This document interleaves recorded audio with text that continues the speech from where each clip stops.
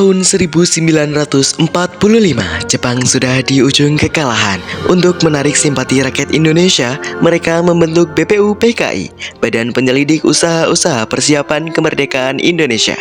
Disinilah para tokoh bangsa berdebat, bukan sekedar soal kemerdekaan, tapi tentang dasar negara.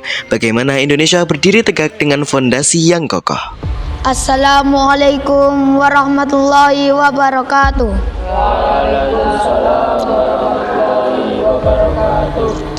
Saudara-saudara, sidang hari ini saya buka. Kita berkumpul untuk menjawab satu pertanyaan yang besar. Apakah dasar negara Indonesia merdeka? Untuk itu saya persilahkan Saudara Muhammad Yamin menyampaikan pendapatnya. Terima kasih Saudara Ketua. Menurut saya, dasar negara harus berpijak pada 5 hal pokok. Pertama, kebangsaan Indonesia. Kita harus memiliki satu tanah air, satu bangsa dan satu bahasa persatuan. Kedua, kemanusiaan yang adil dan beradab, karena bangsa yang besar tidak boleh menginjak bangsa lain.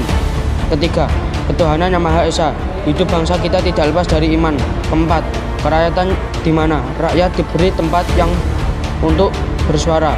Kelima, kesejahteraan sosial. Negara harus menjalin keadilan bagi seluruh rakyat. Inilah gagasan saya, agar Indonesia berdiri bukan hanya merdeka, tetapi juga berdaulat dan adil. Pandangan Yamin menekankan kebangsaan, kemanusiaan, dan ketuhanan. Tetapi tokoh lain, Profesor Supomo, melihat dari sudut pandang berbeda. Saudara-saudara, izinkan saya berbicara.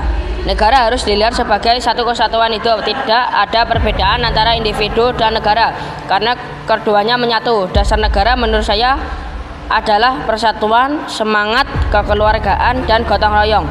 Kita tidak boleh meniru sistem barat yang individualis atau timur tengah yang terlalu menonjolkan golongan. Kita harus membangun negara integralistik di mana semua unsur bangsa hidup bersama tanpa pertentangan kelas, tanpa perpecahan.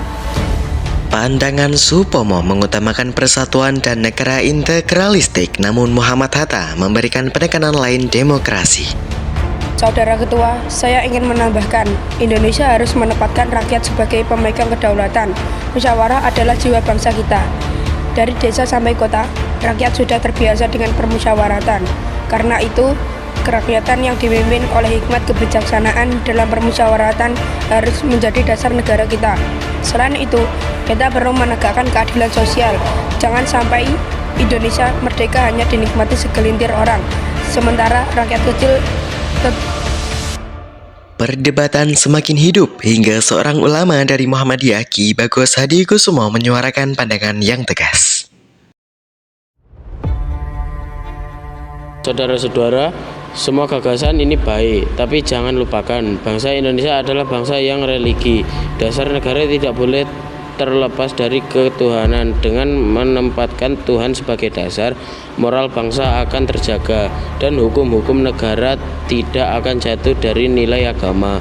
Tanpa ketuhanan, negara ini akan kehilangan arah. Karena itu saya menegaskan ketuhanan harus menjadi dasar utama.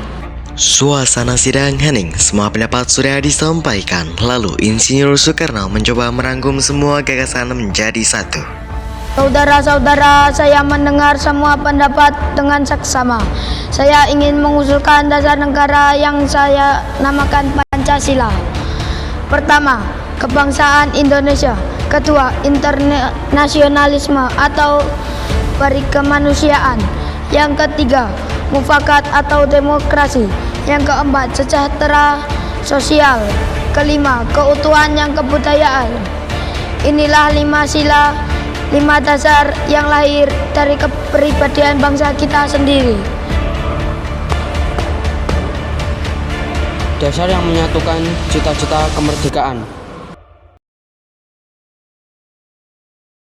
Dasar yang sesuai dengan bangsa Indonesia. dasar yang menegakkan musyawarah dan keadilan. Dan dasar yang tetap menjaga bangsa ini dekat dengan Tuhan. Dengan ini sidang saya tutup. Semoga Pancasila menjadi fondasi yang kekal bagi Indonesia merdeka.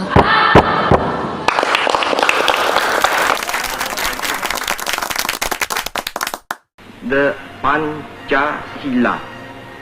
Panca means five, Sila means principle.